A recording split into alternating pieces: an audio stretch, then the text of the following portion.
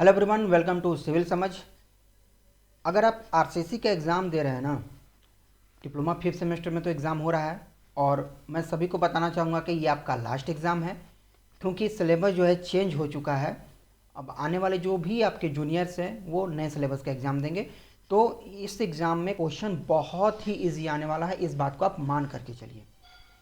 तो अगर आप कंफ्यूज हैं कि आपको आरसीसी का एग्ज़ाम कैसे पास करेंगे, हमें बहुत टफ लग रहा है, तो ये वीडियो ज़रूर आपके लिए है, क्योंकि ये वीडियो आपको 16 नंबर दिलाने वाला है।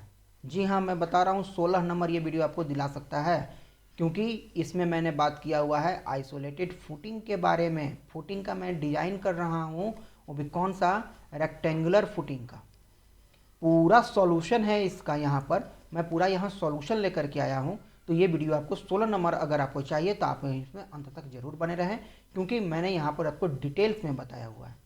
तो एक फुटिंग है, कहता है कि डिज़ाइन करना है उसका। वीडियो स्टार्ट करने पर पहले लाइक ज़रूर कर ले इसको और सब्सक्राइब कर ले अगर आप चैनल पर नए हैं तो, ताकि आने वाली वीडियो और भी आपको मिलती रहे। तो एक आपको आइसोलेटेड फुटिंग का आपको डिज़ाइन करना है इस क्वेश्चन में, जिसका साइज आपको कह रहा है 600x600। मतलब अगर ये दोनों आपको सेम दिखे ना, ये दोनों अगर आपको सेम दिखे तो आपको मान लेना है कि फुटिंग का टाइप्स कौन सा है। तो ये फुटिंग का टाइप्स है रेक्टेंगुलर नहीं है, ये कौन सा है, स्क्वायर फुटिंग है। ठीक है, कॉलम का साइज इतना है। ठीक है, तो आपको इसको स्क्वायर से सॉल्व करना पड़ेगा, वो इजी होगा। आप यहाँ दोनों से कर सकते हैं, लेकिन थोड़ा सा टफ हो जाता है उसके लिए। जहाँ पर लोड आपको कितना दिया है, 1000 kilo Newton. And soil bearing capacity है, एसबीसी का मतलब है soil bearing capacity 100 kilo Newton पर मीटर स्क्वायर का दिया हुआ है। M25 और FE 415 आपको यूज करने के लिए कहा है। ठीक है, तो इस क्वेश्चन को सॉल्व करने के लिए फुटिंग का देखिए, कोई भी क्वेश्चन आप सॉल्व कीजिएगा ना, आपको प्रोसेस सेम ही है। सबसे पहले आपको गिवन डेटा लिखना होता है।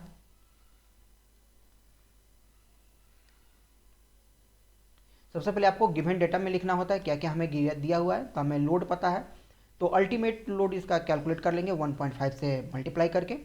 उसके बाद इसका कैलकुलेट करेंगे हम, कॉलम का साइज दिया है तो कॉलम का ग्रॉस एरिया निकाल सकते हैं। बियरिंग कैपेसिटी हमें इसका पता है, और ग्रेड का कंक्रीट का ग्रेड एंड स्टील का ग्रेड भी हमें पता है, तो वो भी हम यहाँ पर मेंशन कर लेंगे।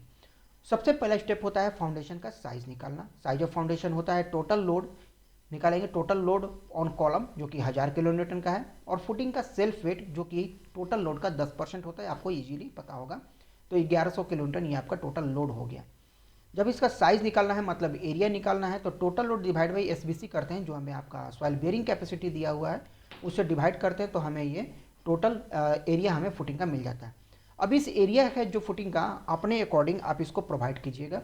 तो देखिए, ये अगर स्क्वायर है तो आपको इसको स्क्वायर प्रोवाइड करना पड़ेगा। तो 3.4 इंटू 3.4 का हमने किया तो 11.56, 11 का हमें नीड था, 11.56 हम प्रोवाइड कर रहे हैं। मतलब ये ओके है, जितना नीड है उससे स्लाइटली ग्रेटर होना चाहिए, ज़्यादा ग्रेटर भी नहीं होनी चाहिए और कम तो बिल्कुल भी नहीं होना चाहिए। उसके बाद सॉइल प्रेशर निकालते हैं, ये स्टेप 1 का ही पार्ट है। सॉइल प्रेशर कैलकुलेट करेंगे, जो कि लोड ऑन कॉलम देख रहे हैं। लोड ऑन कॉलम बट्टा में एरिया प्रोवाइडेड, जो आप एरिया प्रोवाइड कर रहे हैं, जो आया हुआ एरिया ये नहीं, जो आप प्रोवाइड कर रहे हैं 11.56।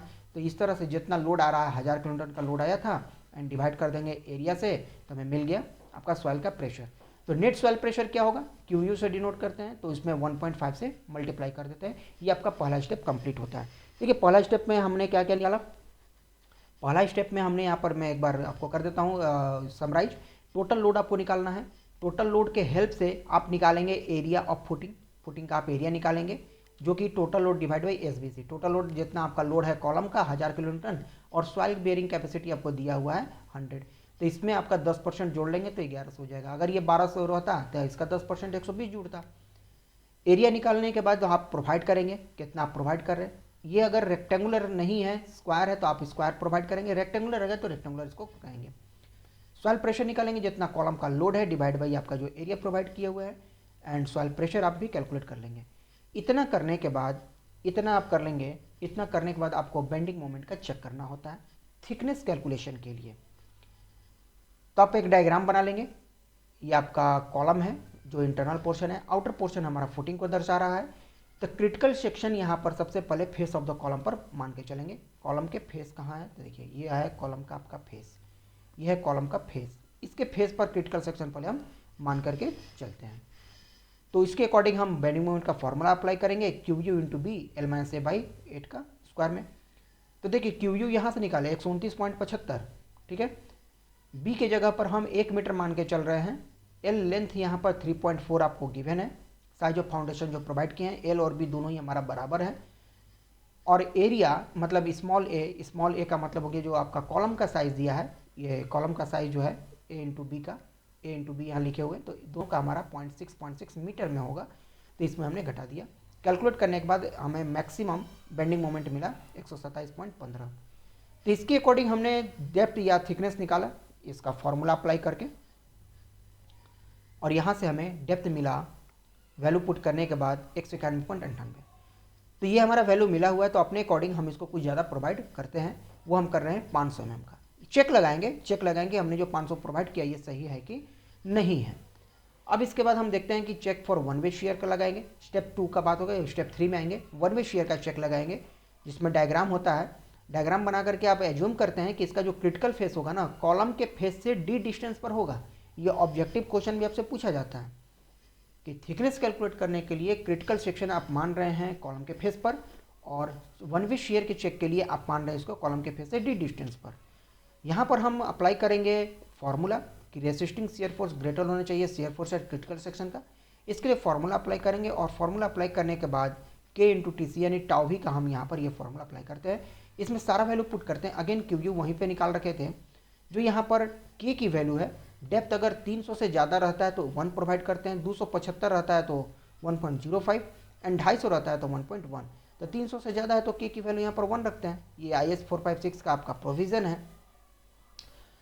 तो यहाँ पर हम टी सी टाउ सी की वैल्यू में यहाँ निकाल लिए, और यहाँ पर इसको हम इक्वेट करके देखें कि क्या हमारा ये फॉलो कर रहा है कि नहीं कर रहा है। तो ये बिल्कुल हमारा फॉलो कर रहा था, ठीक है। ये टाउ सी की वैल्यू अगेन आपको कोड से लिया गया है।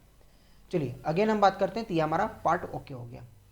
स्टेप 4 है टू वे शेयर के लिए। टू वे शेयर का हम फिर से डायग्राम बनाते हैं। ये कॉलम के फेस से d/2 डिस्टेंस पर हमारा क्रिटिकल सेक्शन यहाँ पर अपीयर होता है। तो यहाँ पर पंचिंग आता है चारों तरफ से, ये d/2 लेते हैं तो हम पंचिंग शेयर फोर्स यहाँ कैलकुलेट करते हैं, और ये पंचिंग शेयर फोर्स होता है। शेयर फोर्स का हमें ये सेक्शन यहाँ पर सेटिस्फाई होना चाहिए। तो हमने ये सारा वैल्यू यहाँ पर पुट किया। जो इसका फॉर्मूला है shear force at critical section, इस केस में हमारा ये फॉर्मूला आता है। इसमें जब वैल्यू को हमने पुट किया तो देखा कि ये भी हमारा रिजल्ट ओके बता रहा है।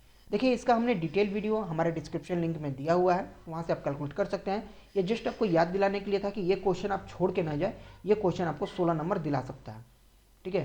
तो यहाँ से हमने देखा कि ये पार्ट भी हमारा ओके हो रहा है, और ये पार्ट भी हमारा पास में ओके हो रहा है, मतलब कि हमारा दोनों ही चेक जो है सही है, मतलब हम अब आगे बढ़ सकते हैं। तो स्टेप 4 में हम यहाँ तक क्या किए, पहुँच गए। देखिए फुटिंग थोड़ा सा लेंदी जरूर लगेगा, मैंने कोशिश किया है कि आपको इजी वे में इसको समझाने का प्रयास करें।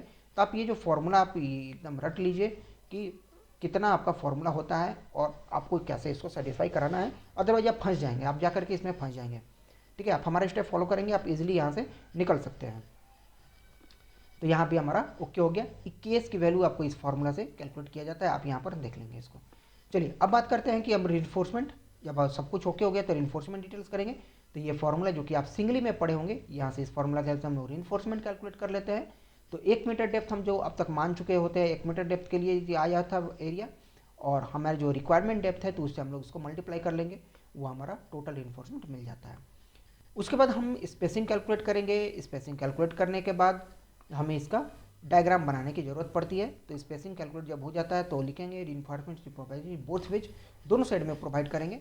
तो इसके अकॉर्डिंग स्पेसिंग कितना रहेगा, कितना एरिया है, डिवाइड करेंगे तो नंबर ऑफ बार्स मिल जाते हैं। Number of bars total area बट्टा में एरिया ऑफ 1 बार, तो यहाँ से हमें 13 बार हमें मिल चुके थे। तो उसके बाद बार्स का डिटेलिंग करना होता है, ये डायग्राम बनाएंगे और बताएंगे, और फ्रंट डायग्राम और टॉप व्यू दोनों ही बनाते हैं। तो फ्रंट है तो इसमें हमने फुटिंग बनाया है, ये आपका कॉलम है, देखिए मैं यहाँ पर मेंशन कर देता हूँ, ये आपका कॉलम को दिखाया गया है, और ये जो पार्ट है आपका फुटिंग को दिखाया गया है। अब इस फुटिंग में हम सारा रिइंफोर्समेंट डिटेल्स दिखाएंगे। ये आपका रिइंफोर्समेंट डिटेल्स हो गया कॉलम फुटिंग का, ये आपका डिस्ट्रीब्यूशन रिइंफोर्समेंट हो गया, ठीक है, और ये आपका इसमें लेटरल टाइज हो गए। इसके बाद हम इसका टॉप व्यू बनाएंगे कि ऊपर देखने पर कैसा लगेगा। हमारा सेंटर का कॉलम है, कॉलम के बाद आपका रिइंफोर्समेंट है बोथ वेज में। उसके बाद हम डिटेलिंग देंगे कि किसका हमारा क्या नाम है, डेप्थ हमने 500, 450 वहाँ का मान थे, 500 ये टोटल हमारा डेप्थ यहाँ तक हमने माना, सॉरी 500 माना है ये इफेक्टिव डेप्थ के लिए। ये 16 बार से आए थे 260 mm स्पेसिंग पे 16 डाया का, तो यहाँ से हमने प्रोवाइड किया हुआ है 13 bar of 16 dia bar 260 mm spacing वो हमने दिया, और ये भी हमने सेम उसमें बार्स को प्रोवाइड किया हुआ है। तो इस तरह से आप इस क्वेश्चन को सॉल्व कर सकते हैं। हमने टोटल 6 स्टेप में इस क्वेश्चन को कंप्लीट किया हुआ है। तो ये जो आपका ये जो आरसीसी है, आरसीसी का ये जो क्वेश्चन है ये आपको 16 नंबर का 100% पूछा जाएगा। याद रखिए लास्ट टाइम फुटिंग से क्वेश्चन नहीं आया है, ठीक है, तो इस बार पूरी संभावना है आपको फुटिंग से क्वेश्चन देने का, तो आप इसको स्किप करके ना ही जाए, आप इसे जरूर कर लें। तो चैनल पर अगर नहीं तो चैनल को जरूर सब्सक्राइब कर लें, वीडियो को लाइक और शेयर करना ना भूलें, और कुछ इंपॉर्टेंट अगर होता है मैं जरूर लेकर के आपके सामने आऊँगा। थैंक यू, मिलते हैं अपने नेक्स्ट क्लास में कुछ नए टॉपिक के साथ।